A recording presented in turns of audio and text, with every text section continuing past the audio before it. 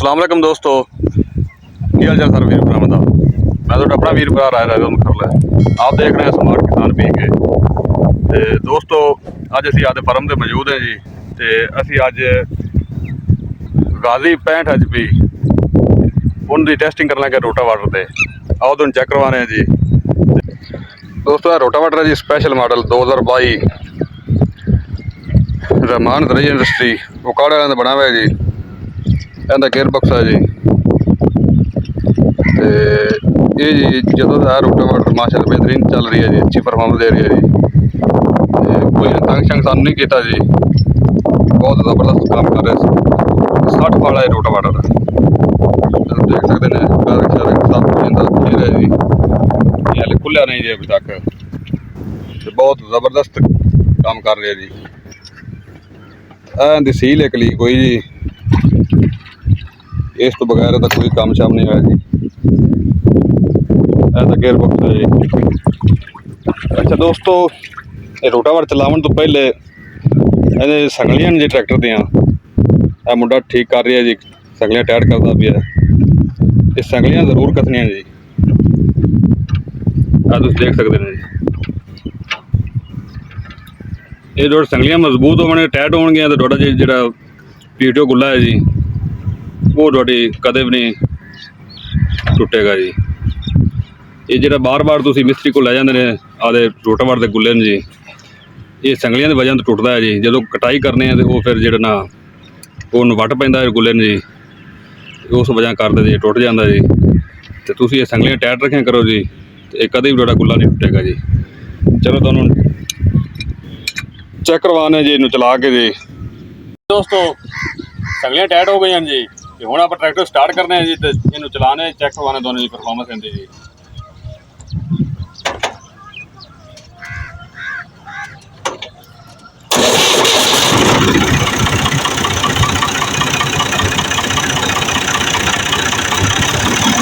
दूसरा लोड आ रही है जी।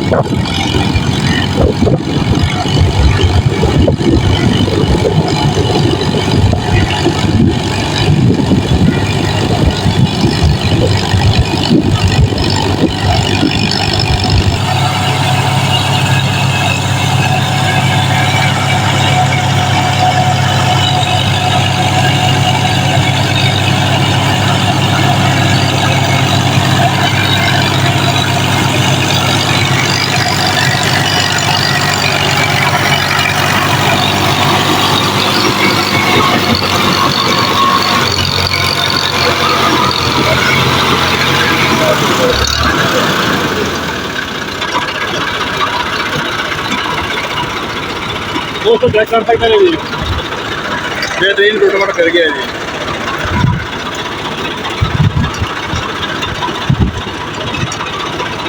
किसी किस्म का कोई मसला नहीं बना जी, बहुत ज़बरदस्त परफॉर्मेंस दी है ग्रीन ट्रैक्टर स्कीम वाले।